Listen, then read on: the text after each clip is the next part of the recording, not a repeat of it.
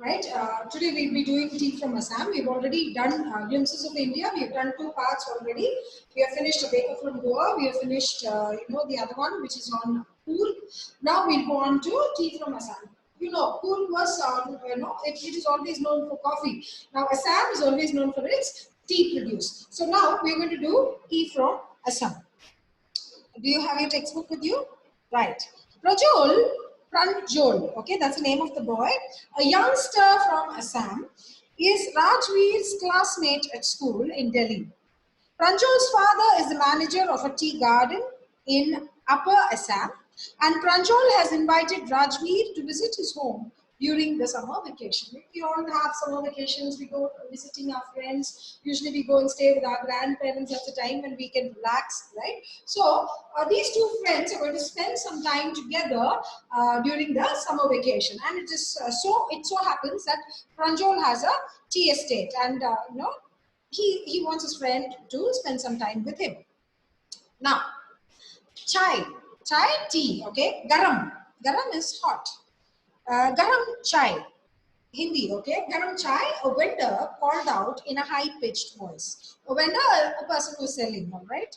He came to their window and asked, Chai Sahib, where does this happen? Somebody coming to your window and saying, Chai Sahib, it doesn't happen at home. Where else can it happen? Right? Probably on a bus or on a train. Usually it's only on a platform that these things happen. All right? So, give us 2 cups, Pranjol said. They sipped the steaming hot liquid, that is the tea. Almost everyone in their compartment was drinking tea too. So the entire compartment, the railway, the train, the coach, that particular compartment, everyone in that compartment was having tea, hot tea.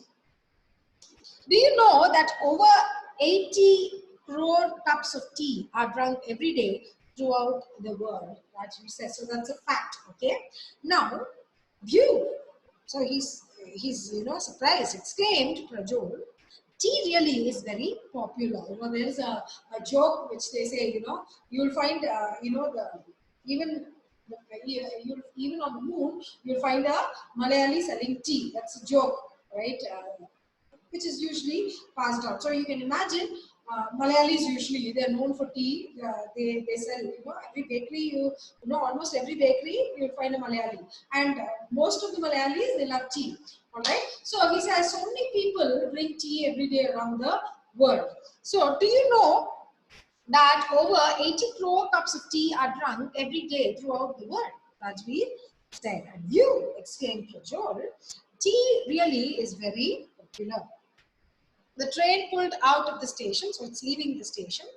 Pranjal buried his nose in his detective book again. That means he's indulged, he indulges himself in reading. So he's probably a voracious reader, very interested person who's interested in reading.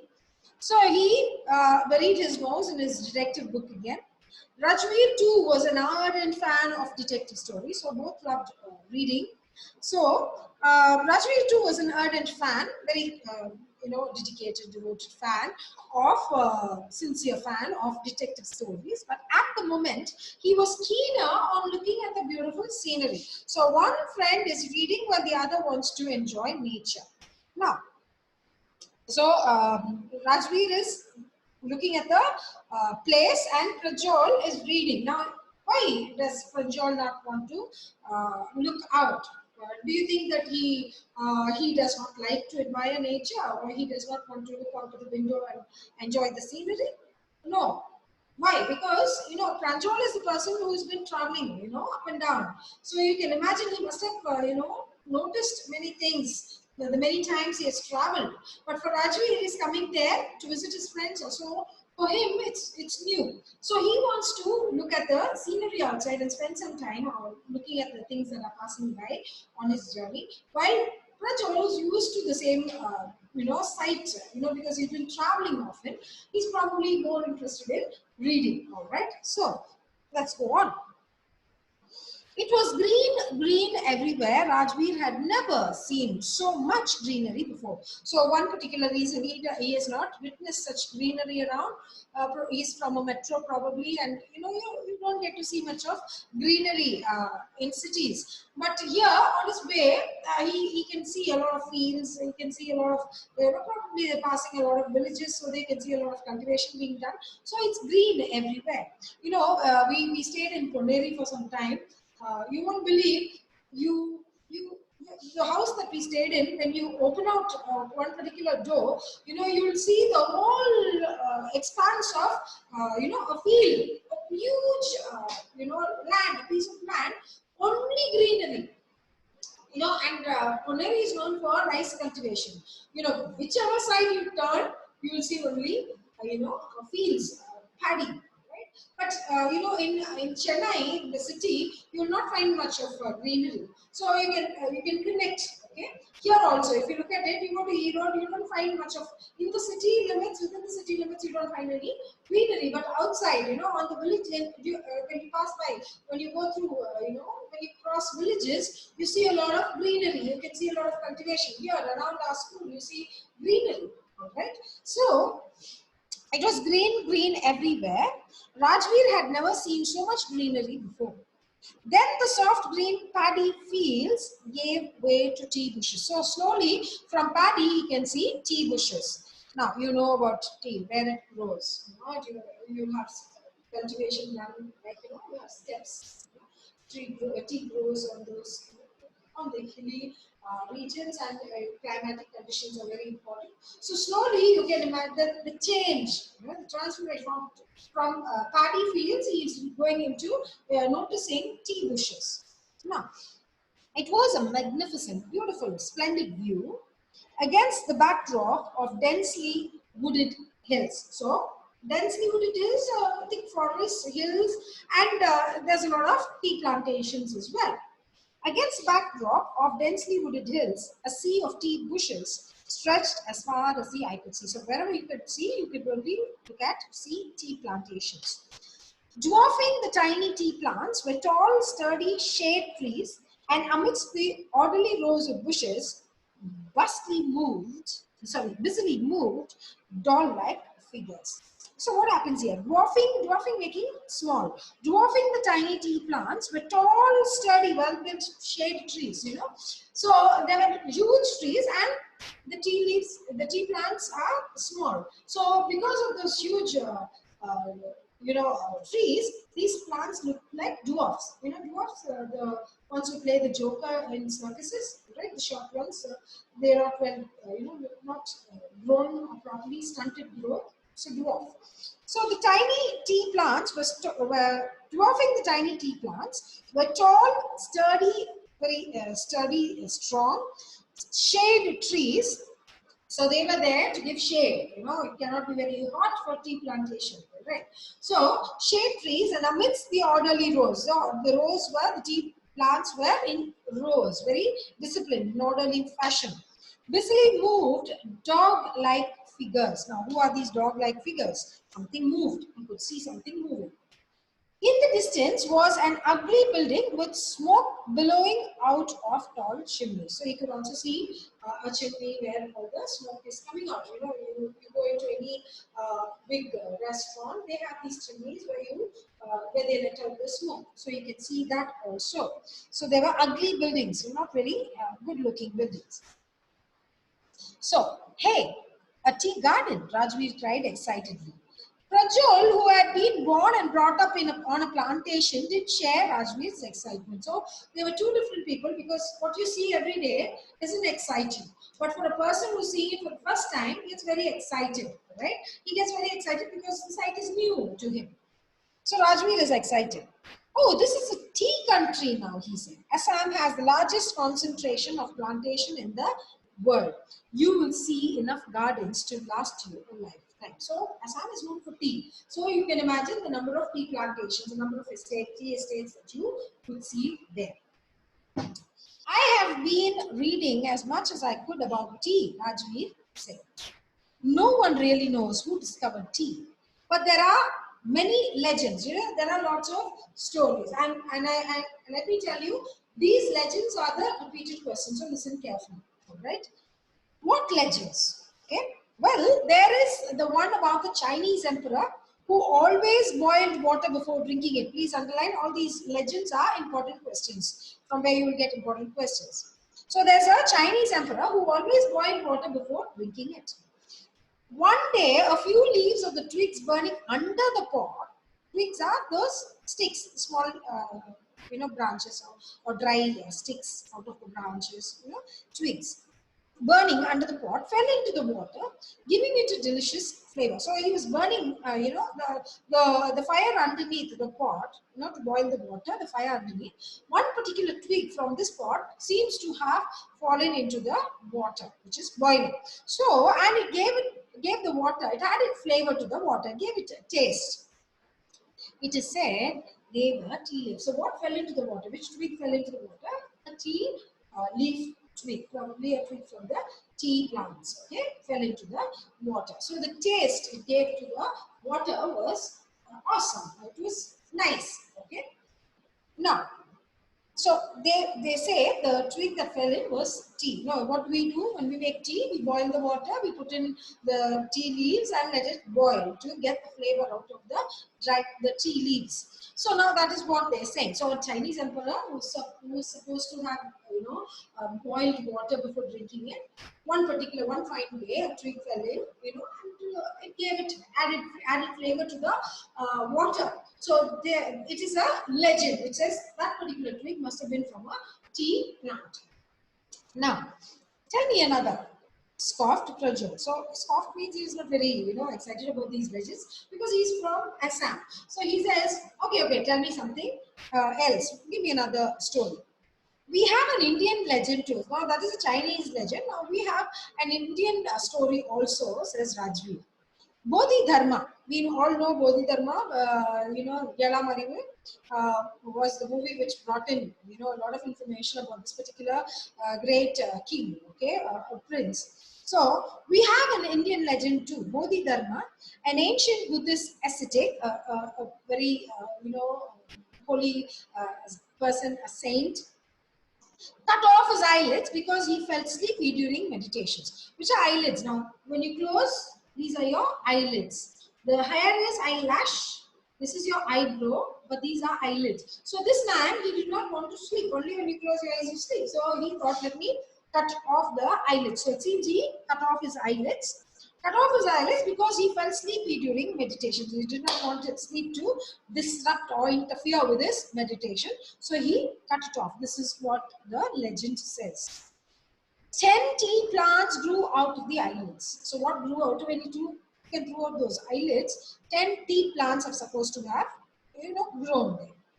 The leaves of these plants, when put in hot water and drunk, vanished sleep. So he cut off his eyelids because he did not want to sleep during meditation. And we all know that, when you drink tea, it, removes your sleep. It frees you of your sleep.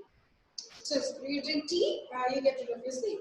So that is how they connected. So the Bodhidharma, this man, Bodhidharma, is supposed to have cut off his eyelids and thrown them out, and from those eyelids came out tea plants, and those tea leaves, that is what, you get those tea leaves, and those tea leaves, when boiled in water and drunk, what happens? Your sleep vanished, it's sent away. So this is another legend. So one is an Indian legend and one is a Chinese legend. Both these, can be asked during the board exam. So I want you to underline the part and make sure you learn that. Tea was first drunk in China, Rajveer added, as far as 2700 BC. In fact, words such as tea, chai, and chini are from Chinese. So these words are picked up from China, all right. Tea came to Europe only in the 16th century and was drunk more as medicine than as beverage. So this is the history of tea. So since, as far as 2700 BC, you look at it, before birth of Christ, before Christ, okay? Before Christ, you can see how the Chinese people were used to this tea, chai. So chini means sugar, right? You know, even in Tamil we have sini, okay? Sakkara, well, the sini is also there. So that is sugar. In Hindi, chini is sugar. So here you look at it, it says Europeans got to drinking it more as a medicine rather than as a beverage, a drink. All right. So and it came to Europe only in the 16th century. So the Chinese were the ones who started off with tea, drinking tea. The train clattered into Mariani Junction. So it's entering the station, Mariani Junction. The boys collected, clattered means came in with a lot of noise, okay? The boys collected their luggage and pushed their way to the crowded platform. So they have to come off, get off the train, okay? Pranjal's parents were waiting for them. So they're waiting to receive the boys. Soon they were driving towards Dekyabari, the tea garden managed by Pranjal's father. An hour later, the car veered, turned sharply off the main road. So it took a deviation turn from the main road, and they crossed a cattle bridge, a bridge which was full of cattle, probably cows or sheep, or goats, whatever it was. And they crossed a cattle bridge and entered Dekyabari tea estate. So they get into this tea estate, which is managed by Pranjal's father. It says it was managed by Pranjal's father. On both sides of the gravel road, the small stones. Okay, on both sides of the gravel road, the road was, it was not a tar well laid road. It was gravel, okay, stony. So on both sides of the gravel road were acre upon acre of tea bushes. So if you looked at on either side, it was only tea plantation, all neatly pruned, cut, to the same height. So there, the height was maintained. Pruning is cutting, right? Groups of tea pluckers with bamboo baskets on their backs, wearing plastic aprons, were plucking the newly sprouted leaves. You know about tea. You must have learned in science. You know how women, they have to take out those leaves. They know which leaf to pick. Which to leave. So these women or the tea pluckers, so people who are plucking those tea leaves, they are there standing and they are working, collecting the tea leaves. So this can be seen. Usually when you talk about tea, you see women with those, big, baskets, tied to their head and the basket to the back. They keep plucking and throwing it into their wooden basket.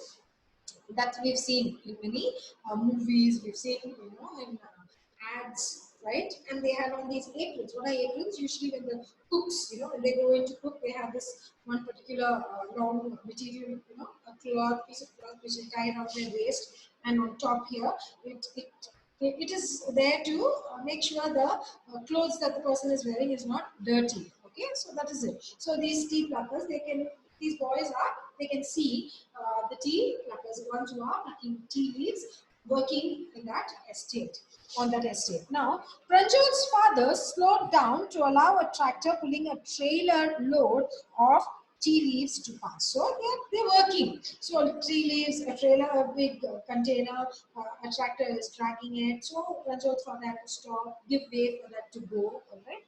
This is the second flush or sprouting period, isn't it, Mr. Barua? Rajveer asked.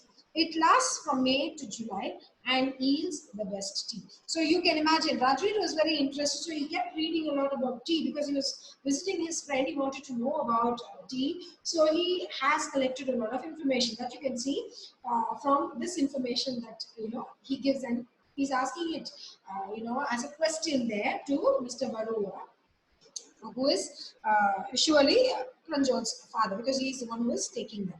So Rajveer asks Mr. Barua, what is he asking? This is the second flush or sprouting period, isn't it? And question tags are meant for emphasis, to emphasize the point, right? So here, isn't it? So this particular season, you get the best tea leaves, and it's from May to July. It says yields the best. It gives you the best tea, and this is the second sprouting season. Second flush means the second set of harvesting done. You seem to have done your homework before coming, Pranjol's father said in surprise. So he knew, okay, this boy has been reading a lot. He's been doing a lot of homework, finding out before entering a tea estate or before visiting a tea estate. He was happy. Yes, Mr. Barua, that is, Rajveer admitted. He says, yes, I've been reading. He's also spoken about the Chinese legends associated with tea. So here, and he's giving you about the yield, the produce, all that. Yes, Mr. Barua, Rajveer admitted, agrees to what Mr. Barua says. But I hope to learn much more while I am here. So he's not satisfied with the information that he has got. He wants to learn more. He's very curious. So what are the two legends associated with tea? And when did tea actually, when and where was tea actually, taken, and where was it taken more as a medicine? And I would like you to tell me about say one more question about the different animal life that you find in cool this role also, because I don't know whether I added on that question for the previous. You can take this question too. So thank you, children. So with that, we have finished with glimpses of India. So I've already told you about the WhatsApp material, so follow up instructions. Thank you.